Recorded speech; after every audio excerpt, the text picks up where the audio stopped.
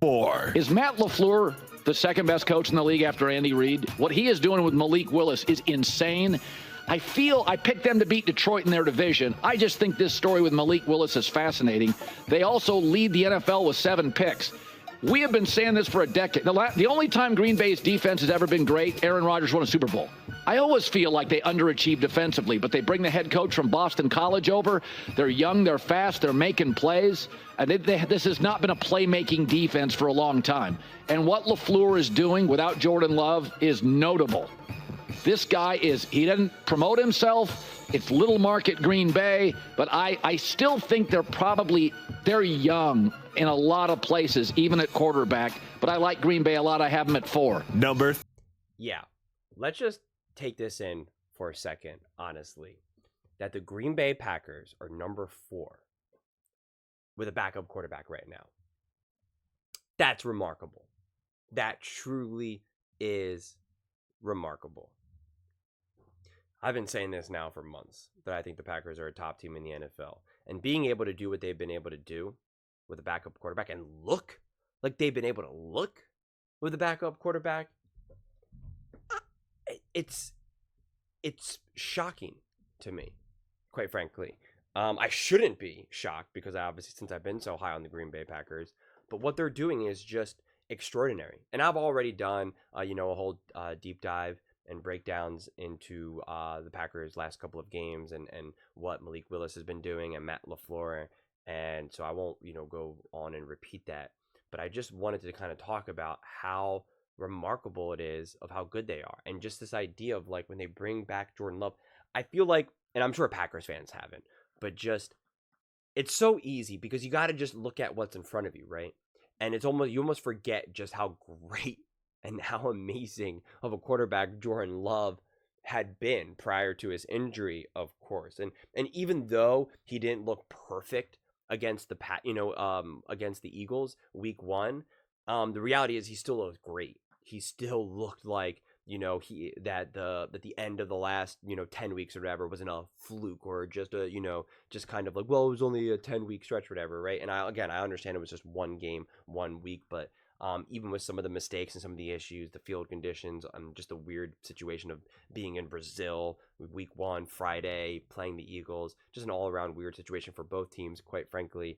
And just seeing what they were able to do, I think was really, really great, especially when you continue to see all these other quarterbacks have such weird, inconsistent play, right? And just bizarre stuff. And honestly, like bad coaching, bad quarterback play, just everything has been pretty weird and inconsistent and kind of cloudy around the NFL outside of maybe just really a couple teams.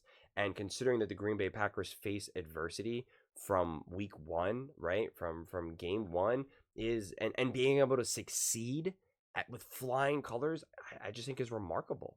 I really, really do. Doing it with Malik, who's been with the team for all of 12 minutes, is just insane. And it just shows you the belief that the Packers have, the culture that the Packers have. I mean, there was talks about, like, is this ruining the Packers season? Are they done now? Will they be able to make the playoffs if they start off 0-2, 0-3, 1-2, right? Like, there was all that talks, and now they're 2-1. Again, it's hard because one loss puts you in the top of the NFL, and one win puts you at the top of the NFL, and one extra loss puts you at the bottom, right? There's only so many games to go around right now, right? You're 2-1 or 1-2, right? So you're either near the bottom or near the top. So, but the fact that they're still doing what they're doing and considered to be still a top team is just so remarkable. I think this actually ends up even being like a weird silver lining for Jordan Love, because I've said this previously in videos about his injury. When you get an injury like that, it ends up actually being in a weird way kind of a good thing, because one, there should be no long-lasting damage or no concerns about that. He might be able to tweak it here and there throughout the season, but in terms of like true long-term damage, once he's really 100% healthy, there should truly be like no really long-term repercussions. But during the physical therapy process, dealing with all of the doctors and the physical therapists and stuff like that, strength and conditioning coaches, he's going to learn so much about his body. You just learn so much about your body, the mechanics, how the muscles work, how the movement patterns work, how to avoid injuries like this, what was too tight versus what was too loose. Like, you just learn so much about your body.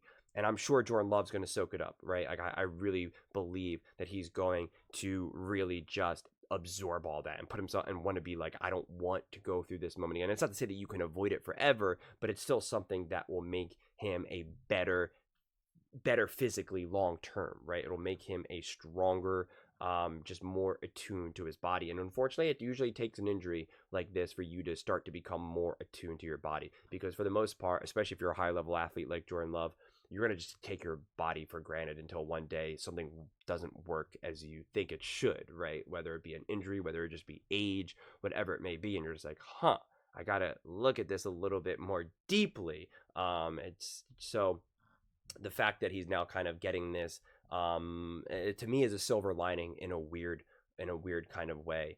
And it'll keep him hopefully also fresher and healthier later in the season, right? Like he's essentially having the first few weeks off, so to speak. So I'm curious if he ends up playing, if he's going to end up playing against, I think they played the Minnesota Vikings. I forget.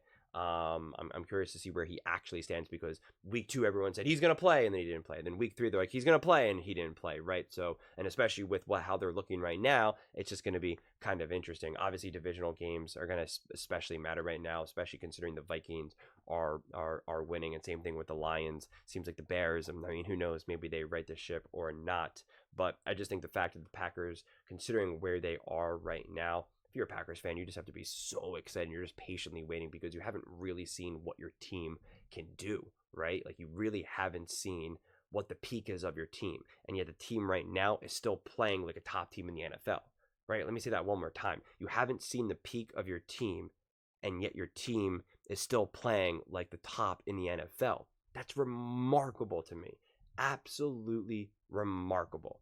And the team gets credit, the coaching staff gets credit, the culture, whoever was really setting up that culture, whether it's pre-existing coaches, whether it's Matt LaFleur, whether it's the players themselves, like it's just credit all around, quite frankly. And I'm like antsy to see what this team looks like when we finally get Jordan Love, right? Like, because right now what's going to be really cool is that by the time Jordan Love gets to play, the team is going to be in rhythm. The players are going to be in rhythm. They're warmed up now. The defense is going. The offense is going. Matt LaFleur, because even coaches have to get in rhythm of play calling and stuff. Like everyone has to get in rhythm, right? It's you just can't just take away, even no matter how long you've been doing it. It still takes time, right? Like again, the training staff needs to get rhythm. Like everyone needs to kind of get situated. Now Jordan Love would technically be slightly behind, but the benefit is that his team is all going to be there. It's going to make it all easier for him, especially because really the hardest position in all of sports, especially at least the NFL, is the quarterback position. So if you now can add this team that's already a